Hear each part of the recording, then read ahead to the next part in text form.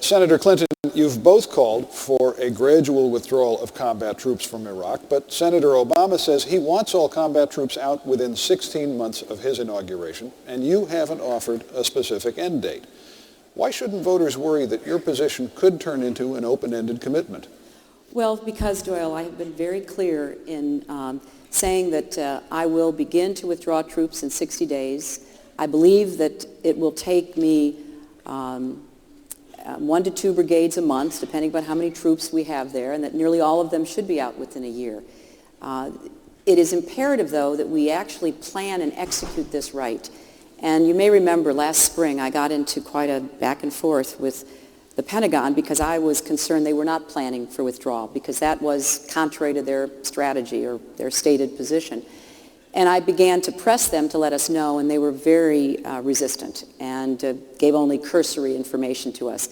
So I've said that I will ask the Joint Chiefs and the Secretary of Defense and my security advisors the very first day I'm president to begin to draw up such a plan so that we can withdraw.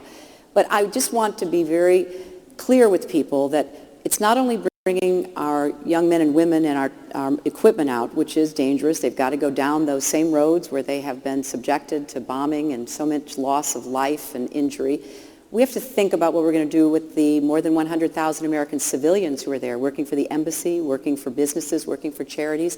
And I also believe we've got to figure out what to do with the Iraqis who sided with us. You know, a lot of the drivers and translators saved so many of our young men and women's lives, and I don't think we can walk out on them without having some plan as to how to take care of those who are targeted. At the same time, we've got to tell the Iraqi government there is no more time. They're out of time. They've got to make the tough decisions they have avoided making. They've got to take responsibility for their own country. And you know, I think both Barack and I have tried in these debates, and sometimes been pushed by some of our opponents, to be as responsible as we can be, because we know that this president, based on what he said in the State of the Union, intends to leave at least 130,000, if not more, troops in Iraq as he exits. It's the most irresponsible abdication of what should be a presidential commitment to end what he started. So we will inherit it, and therefore I will do everything I can to get as many of our troops out as quickly as possible, taking into account all of these contingencies that we're going to have to contend with once we're in charge and once we can get into the Pentagon to figure out what's really there and what's going on. But you can't make a commitment, though, that 16 months after your inauguration will be enough time? I certainly hope it will be. And I've said I hope to have nearly all of them out within a year. Go ahead. Well, you know, I think it is important for us to be as careful getting out as we were careless getting in. So I have said very clearly, I will end this war. We will not have a permanent occupation, and we will not have permanent bases in Iraq. When John McCain suggests that we might be there 100 years, that, I think, indicates a profound lack of understanding that we've got a whole host of global threats out there, including Iraq, but we've got a big problem right now in Afghanistan. Pakistan is of great concern. We are neglecting potentially our foreign policy with respect to Latin America.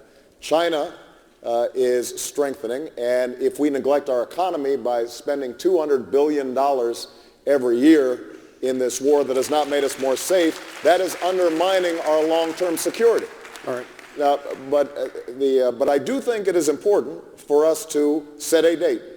And the reason I think it is important is because if we are going to send a signal to the Iraqis that we are serious and prompt the Shia, the Sunni, and the Kurds to actually come together and negotiate, they have to have clarity about how serious we are. It can't be muddy. It can't be fuzzy.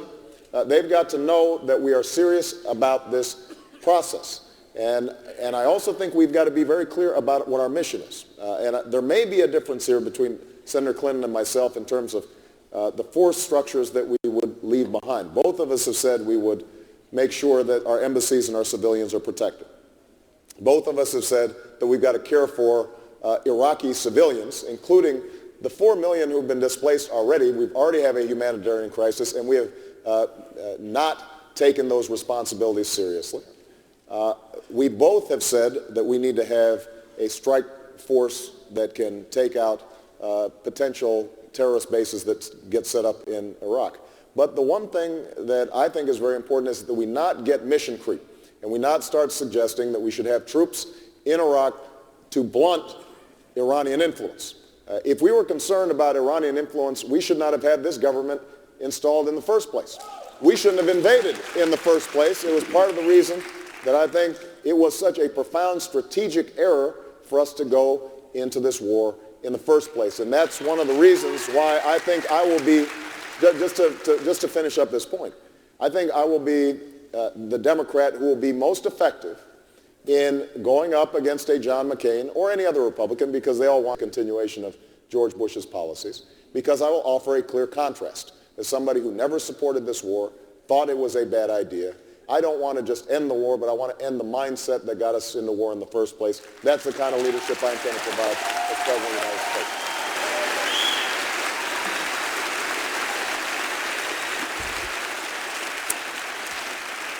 And of course, Senator Clinton, that's a clear swipe at you. Really? I wouldn't call it a swipe. We're having such a good time. We are. We're having a wonderful time. Yeah, absolutely. The more I speak to Democrats out there, not only the Democrats here at the Kodak Theater, but all over the country, they take a look at the two of you and they see potentially a dream ticket for the White House.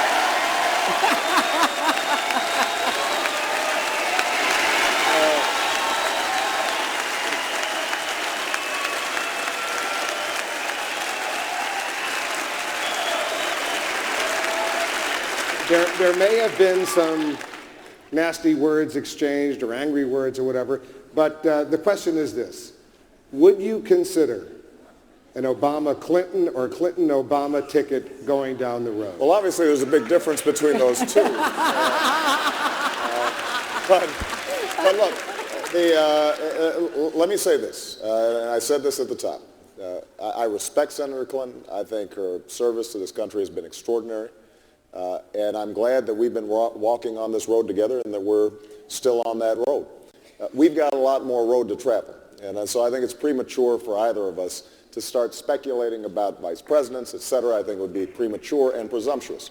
I can say this about who I want, not just as vice president, but as a cabinet member. Part of what I'd like to do is restore a sense of what is possible in government. And that means having people of the greatest excellence and competence. It means people with integrity. It means people with independence who are willing to say no to me, so that no more yes men or women in the White House, because I'm not going to be right on every single issue. But it is really important, I think, for us also to give the American people this sense, as they are struggling with their mortgages and struggling with their health care and trying to figure out how to get their kids in a school that will teach them and prepare them and equip them for this century, that they get a sense that government's on their side, that government is listening to them, that it's carrying their voices into the White House. And that's not what's happened over the last 7 years. And whether it's my cabinet or it is the lowest federal civil servant out there, I want them to understand they are working for the American people to help the American people achieve their dreams. That's the reason I'm running for president of the United States of America. Is the answer yes? It sounds like a yes, that she would be on your short list. I'm sure Hillary would be on anybody's short list. So. All right. What about Senator Clinton? What do you think about a Clinton-Obama, Obama-Clinton ticket? Well, I have to agree with everything Barack just said. That means it's a yes, right? This has been an extraordinary campaign, and I think both of us have been overwhelmed by the response that we have engendered, the kind of enthusiasm and intensity that people feel about each of us. And so clearly we are both dedicated to doing the best we can to win the nomination. But there is no doubt we will have a unified Democratic Party. We will go into the November election prepared to win.